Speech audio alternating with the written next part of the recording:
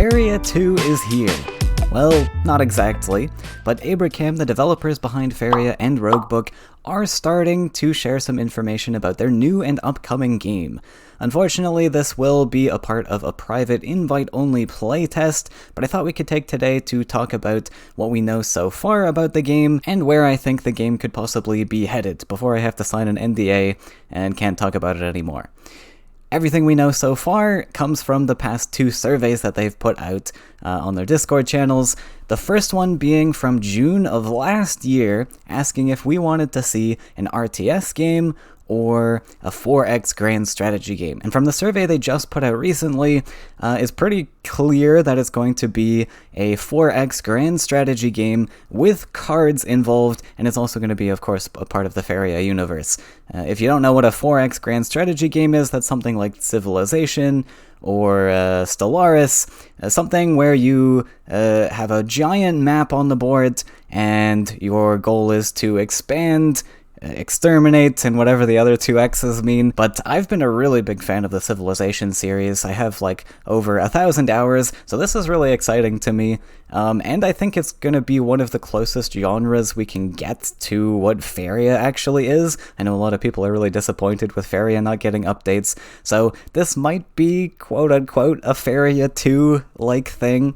So I think a lot of us can get pretty excited about this. One thing I will note, though, that's interesting to point out is that because they're adding cards to the game, assumedly, this is going to mean that the game probably needs to be simplified in a lot of ways, much like Faeria is. If you've looked at Faeria, compare it to other card games where we've got cards, the deck builder side of things, but then we've also got that board to worry about, and it gets very complicated very quickly. So I think Abrakam's done a really good job in Faeria of simplifying those mechanics in Faeria, making them really concise, but I think the same is going to have to be true for this new upcoming game, because they're using the 4X sort of genre, which is already complicated in its own right.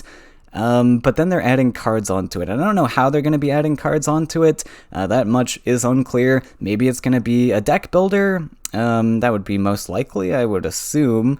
But it could be something entirely different. Like maybe it's just a randomly generated deck of cards or something that the players don't get to touch whatsoever. Regardless, I think they're going to have to make some sacrifices on either the card game side of things or the 4X strategy side of things. Typically, in a 4X game, there's a lot of different resources out there. Something like Civilization, you've got gold, you've got favor, you've got production, population, all of these different resources to manage. And so in Faeria, or Abrakam's new game, I should say, I think we can expect Faeria to be a resource. That's gotta be an obvious one. I am curious, though, if there's going to be any other resources. It might just be Faeria, again, because they probably have to simplify things quite a bit. So we might just get one resource, Faeria. Maybe they delve into other resources too, I'm not sure. And they could even take something like the land building system we have in Faeria. Maybe they have like terrain of some sort where you, I don't know, draw resources from that, similar to Faeria.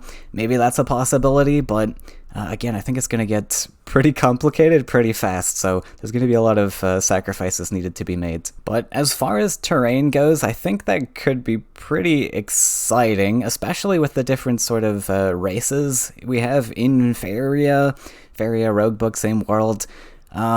Things like Tritons, which really excel on maybe the swamp sort of terrain, or, you know, anything with water. So maybe, just like a game like Civilization, maybe your starting location is based on your race, so maybe the Triton faction will spawn in a swamp or some place that's just spotted with lake spaces, water spaces, things that might be able to get them to take advantage of jump keywords, potentially, while also having the defensive terrain features of that water there, so it's harder for enemies to attack them.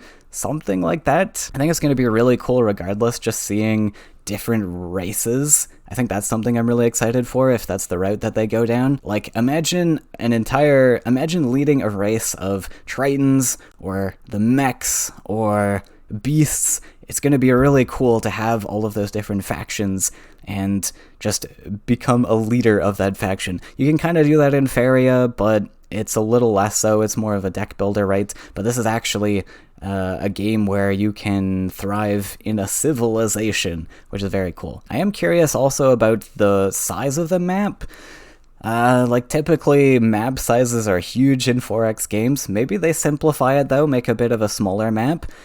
Also, if you haven't seen the map of the Faeria world before, this is the map of the Faeria world, and this is going to be really cool. If something like this gets imported in the game, typically in 4X games you have randomly generated maps.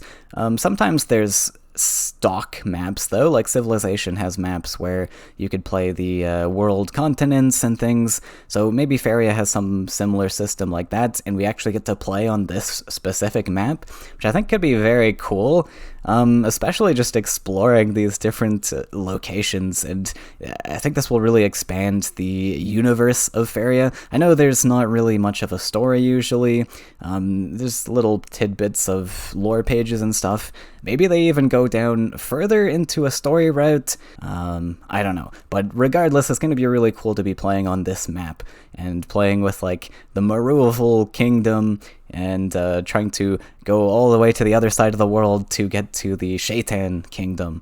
Something like that. And then that also leads to the question of how city building's going to work, if that is a thing. I would assume so. I don't know how else you could really do that in a 4X game, but are we going to have access to multiple cities like a lot of 4X games, or are we just going to have like one city like Faeria with a smaller map, of course, and then you just kind of expand slowly? Maybe it's something like, what was it, Age of Mythology, I believe, where you have specific settlement locations on the board. Yeah, I think it was Age of Mythology, so there's these abandoned ruins, very specific locations on the map where you can build settlements. That might be something that they go for in this game, just because it makes things a little bit simpler. In a game like Civilization, you end up getting multiple cities, which is a lot of things to manage all at once, so maybe they go for more the Age of Mythologies route, where it's just you get to build one settlement at the start, maybe some buildings on top of it. Usually you can build like a barracks, a stable, things like that, maybe some defensive buildings, and then you have to scout out the locations of these abandoned ruins, which are very specific locations that you can build your next city on if you wish. I definitely think that could be a direction they go for, just to make things a bit simpler. The mechanics in Civilization get a bit complicated, I would say. Civilization 6 at the moment is like so complicated. I really feel for the new players coming into that game, because they've kind of slowly added on different new features as each new Civilization game comes out. So yeah, just once again, I'm pretty sure Abrakam's game is going to have to be starting off a little bit simpler, especially if they want to draw their audience from Faeria and Roguebook. Players who may not have ever played a 4X game. I think they've got to really appeal to that sort of audience, where it's sort of, well, it's a new player experience, essentially. And as far as the cards side of things go, I briefly talked about this and my thoughts, where it could be like a deck builder, or it could just be like something super simple where the player has no agency over the cards. It could just be like a randomly generated deck of cards that players have to deal with, something like that. I think if it's a customizable card game, just like Faeria and Roguebook is, it's gonna get complicated pretty quickly, but I think it could still work, especially if they trim down on mechanics on the 4X side of things. It's going to be very interesting also, though, because of how 4X games work, where you usually spend a certain number of turns building a unit, and then you send those units out. Turns make a really big difference on how long it takes to build things, and then how long it takes to explore and send your units off places. But with a deck of cards, if you're drawing from a deck of cards every turn, typically, like in a card game format, an actual card game format, you're able to use these cards immediately as soon as you draw them, right? So the only sort of limitation of time is how long it takes to draw into the cards.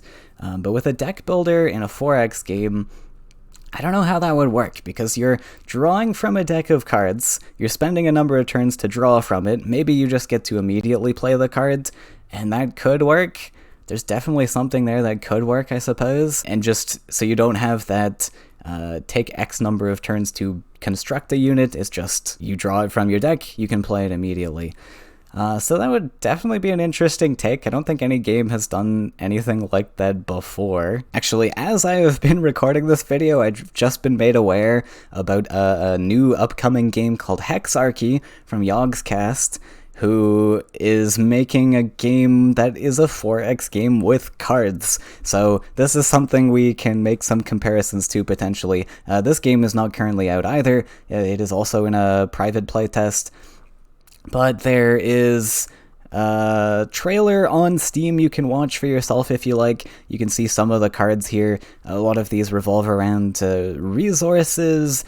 You can construct a city with one of these cards, and then also some technologies here, it looks like. So it seems like all of the aspects that a 4X game has, they've just imported into the card sort of format.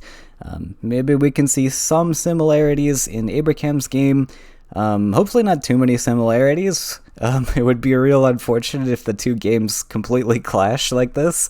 But knowing Abrakam and what they've released with Faeria and Roguebook both, I think we can expect to see some pretty unique things. I don't know how long ago this Hexarchy was produced. It looks like they're just planning on releasing this game in 2023, so I don't think it's been out super long. I kind of doubt Abrakam has gotten too much inspiration from this particular game, as there's not too much information out there anyways at the moment.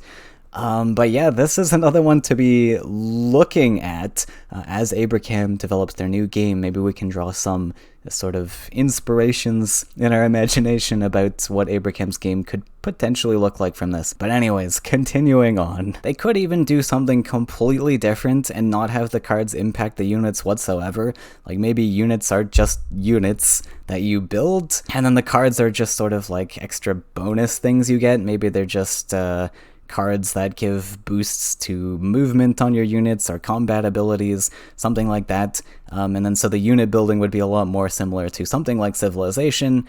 One thing I will point out about 4X games, typically the units are kind of all the same. Like in Civilization, you get maybe a unique unit or two based on which civilization you're playing, but typically all the units are the same. Like everyone's got access to swordsmen, everyone's got access to musketmen. That's still a way that Abrakam could take this game, and then just have unique units. Like Tritons have frog warriors or something, mechs have the like bomb slingers or something. Regardless, I think it's going to be very, very cool to be playing around with these different races, these different types of units.